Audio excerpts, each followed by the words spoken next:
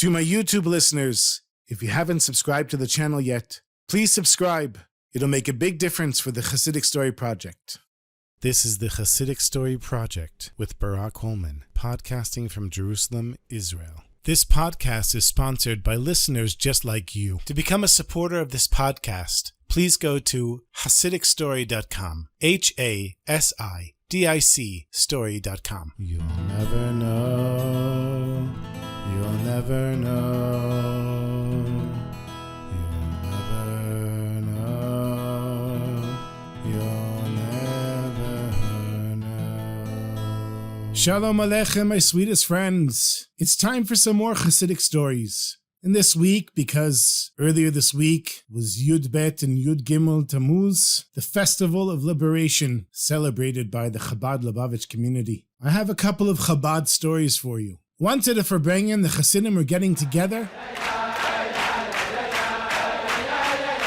And Rabbi Avraham Zaltzman was telling a story about his childhood when he grew up in Lubavitch around 100 years ago. And Reb Mendel Futterfass, who of course is one of the most well-known modern Chabad Chassidim. Reb Mendel was sitting there at the Farbrengen, and Reb Mendel, I've told stories about him in the past, he spent many years in the Gulag, came out with enough stories to write an entire book about him, and eventually settled in Kfar Chabad here in Eretz Yisrael, where he was the mashpia in the yeshiva there. And so the Chassidim are sitting together, and Reb Avraham is sharing his stories of growing up in Lubavitch. Reb Mendel is also there, and Reb Avraham tells a story when he was 12 years old. He probably had what we would call today ADHD.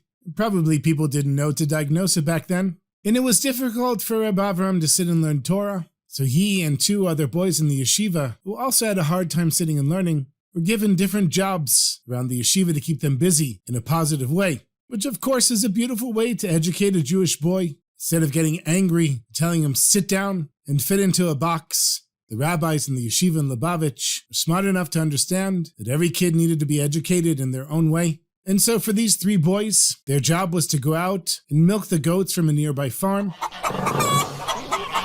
bring the milk back to the yeshiva. But over time, this got a little boring. And how many times can you go out and milk goats and bring the milk back? So looking for a little action, the boys decided to take some vodka, mix it into the water that the goats drank, and to get them to drink all the water. And one of the goats became completely drunk. He was stumbling around, making all kinds of noises. And these boys thought the funniest thing in the world would be to bring the drunk goat into the zal, into the study hall, where all of the other boys in the yeshiva were sitting and learning Talmud, learning Chassidus. So they carry the goat over to the yeshiva, they open the door, shove him in, and close the door behind them. And the goat, of course, just being an animal and not having any idea that this was a holy place, jumped on the tables, knocked over a few of the rabbis, scattered books and papers all over the place.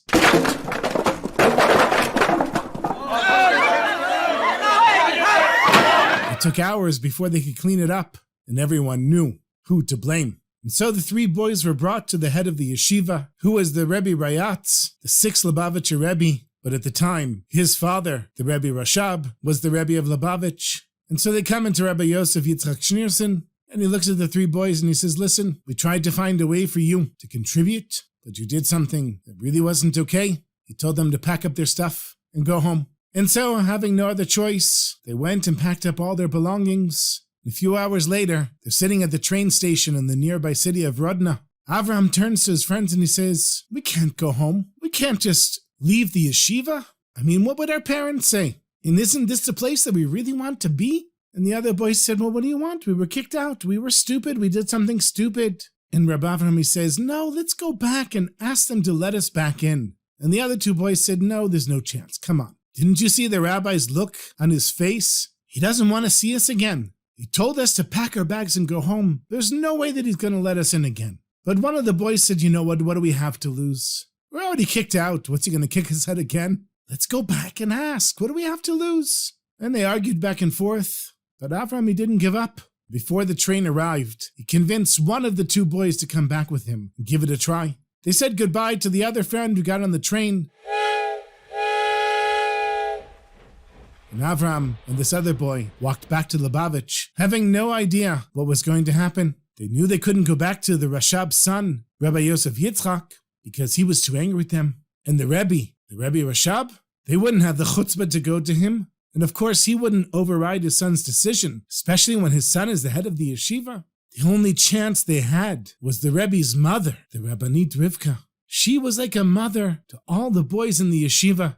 She cooked and sewed and washed for them. She took care of them when they were sick. She was there to listen when they had problems. She was the bubbi, and she was the ima. She was the mother of all the boys. So they went to her house and knocked on the door.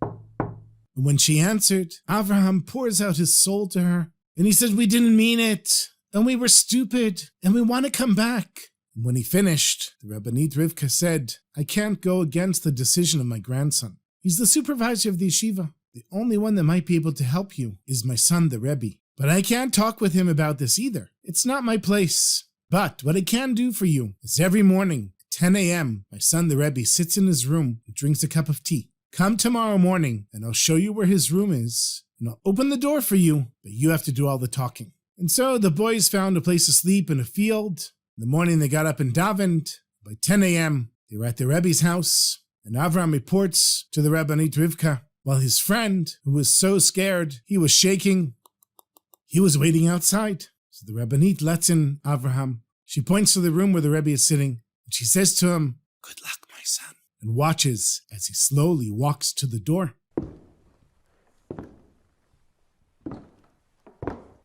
The door was open, and when the Rebbe sees him, he looks up and he says, "What do you want? What are you doing here?" Little Avram, he says to the Rebbe, "I want to learn in Lubavitch. I want to be back in the yeshiva, Rebbe, please." "Lubavitch?" The Rebbe smiles. He says, "Come closer. There are many good yeshivas. Slobodka, Novodak." And he listed all of the yeshivot in the area, around 20 of them. But young Avraham, he says, "Rebbe, but I want to learn here in Lubavitch." And the Rebbe smiled, and Avraham started crying. And the more Avraham cried, the more the Rebbe smiled and laughed. And then suddenly the Rebbe became serious and he said, "We will think about it. Come back later today." And Avraham walked backwards out of the office, sniffling, wiping his eyes and his nose. Then he stopped and came back into the room. And the Rebbe looks at him and he says, "No, what do you want now?" And Avram says, "Rebbe, I'm sorry for bothering you, Rebbe. I have a friend." And he points to the back door of the house. He says, "He's too scared. He's waiting outside. He also wants to come back to the yeshiva." And the Rebbe says, "You have a friend. Okay, we'll think about him also. Come back in a few hours." And of course, Rebbe Avram is telling this to the Farbrengen, and he says, "So you see, we returned to the Rebbe a few hours later, and the Rebbe took us to his son, Rabbi Yosef Yitzchak. He said a few words and left, and his son gave us a stiff fine. We had to learn tens of pages of Chassidus and Talmud by heart. But he took us back in, and we sat and we memorized those pages. You see how my broken heart got me back into the yeshiva." And Reb Mendel Futterfass, who was listening to the story, he said, "Tell me, Reb Avraham, why do you think the Rebbe let you back in? What made him accept you back into the yeshiva?" And Reb Avraham says, I already said it. It's the point of the story. Because I wanted to learn so much in Lubavitch, I actually cried. My heart was broken for learning Chassidus. And that's why the Rebbe let me in." And Reb Mendel was nodding his head, and he said, "No, you're wrong. Your broken heart is not what got you back into Lubavitch." So Reb Avraham, he shrugs his shoulders and he says, "It wasn't? So how did I get back in?" And Reb Mendel said to him, "The reason that the Rebbe took you back was because you cared about your friend. You thought of another Jew. That's why he took you back. Because of your Ahavat Yisrael, your brotherly love for your fellow Jew. Because that's what the Rebbe cared about. Do you think it was more important for the Rebbe that your heart was broken? What the Rebbe cared about was, do you care for another Jew? Because what the Rebbe really wants is, of course, for all of the Tomchei Tamimim, all of the students in the yeshiva, to learn Torah. But what is the point of learning Torah if you don't remember your fellow Jew? And when he saw that you got it, he allowed you to come back in. So let's look after one another, my sweetest friends. When you see a fellow Jew who needs a shoulder to cry on, who needs a hug, who needs an ear to listen to him, who needs tzedakah, who needs to learn Torah, or whatever it is, remember to love your fellow Jew. This week we're heading into the 3 weeks the 3 weeks of mourning over the destruction of the temple, and the Beit HaMikdash will be rebuilt through unconditional love for one another. So find someone and help them and show them that you care. And Be'ezrat Hashem will be dancing together in the Beit Mikdash today. Be'ezrat Hashem. Shomer, Shomer Yisrael, Shemo Sherit Yisrael, Yan Yovan, Yan Yovan Yisrael, Yan Yovan, Yan Yovan Yisrael, Yan Yovan, Yan Yovan, Yan Yovan, Yan Yovan, Shomer, Shomer Yisrael, La la la, ya la la, ya la la,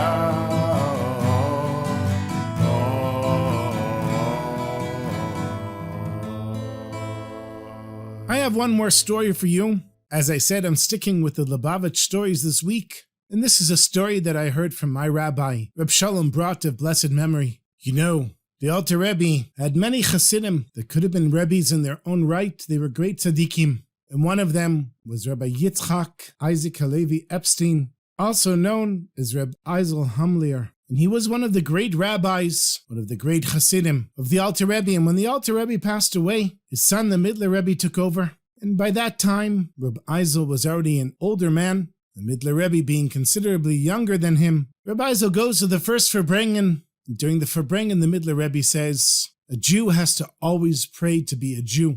And Rabbi Eisel was used to hearing very deep Torahs from his previous Rebbe, the Alter Rebbe. And he thinks to himself, for Torahs like this, I have to schlep my old body all the way to Lubavitch. Never mind, I'll be happy being a chassid of the Alter Rebbe, and I'll leave his son, the Midler Rebbe, alone. And so he goes back home, and he's the rabbi in his town. He was the head of the Beit Din in Hummel in White Russia, which is why his name is Hamlier. And it was summer, and it was hot. And he went outside, sat down under a tree, and he fell asleep and dozes off and has a little dream. He sees the local butcher coming. He's got a couple of cows with him.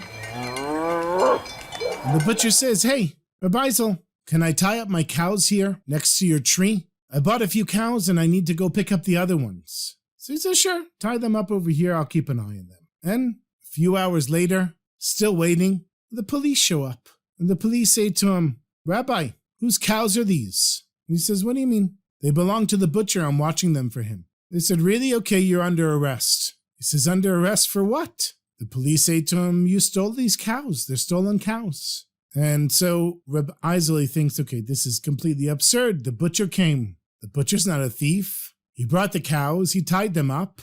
Obviously, it's the police just looking to make some money. So he takes a few bills out of his pocket, just enough so that they can see them. And he says, maybe look down here at my pocket and you'll find what you're looking for. And they look at him and they say, oh, you're bribing us? Now you're really in trouble. And they put handcuffs on him. And they're waiting for the butcher. And the butcher shows up with another 2 cows. And they say to the butcher, you're the thief? They arrest him too.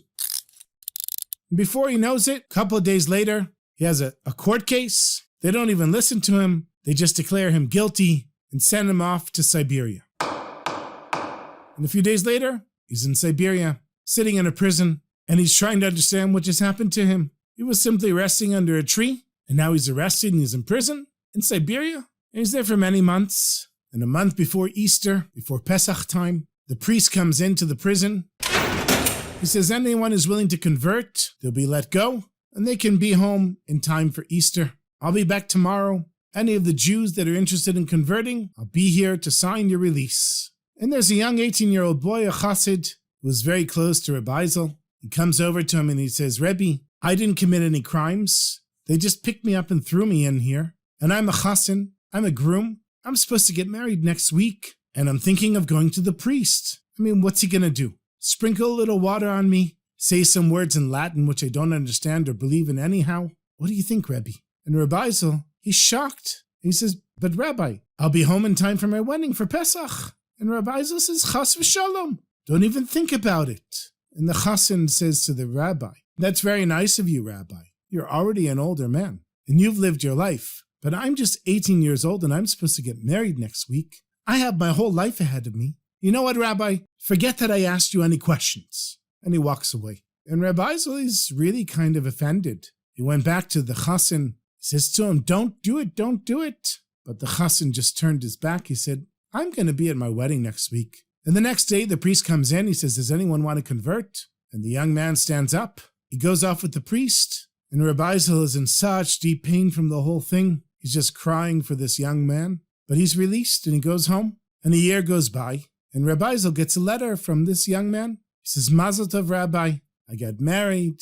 It's been a year. My wife gave birth to a boy. We gave him a bris. He says in the letter, listen, Rabbi, take my advice. It doesn't mean anything. The priest just sprinkles some water on you. And he says a few words in Latin. It means nothing. You don't have to do anything. You don't have to believe in it. Take my advice, Rabbi. Go with the priest, and you'll be home for Pesach. And a few minutes after he finishes reading the letter, guess who walks into the prison? Of course, the priest. He says, tomorrow I'll be back. Anyone who wants to convert will be freed and can go home for Easter. And the priest comes in the next day, and Rabbi Eisel stands up, and he's sprinkled with water, and the priest said some words in Latin, and Rabbi Eisel is released after a year and a half in prison. So the next opportunity he gets, he goes back to Lubavitch and sees the Mittler Rebbe. And the Mittler Rebbe says to him with a gentle smile, so Rabbi Eisel, have you had any good dreams lately? And Rabbi Eisel realized that he didn't just have a dream when he dozed off under that tree. The Rebbe says to him, Rabbi Eisel,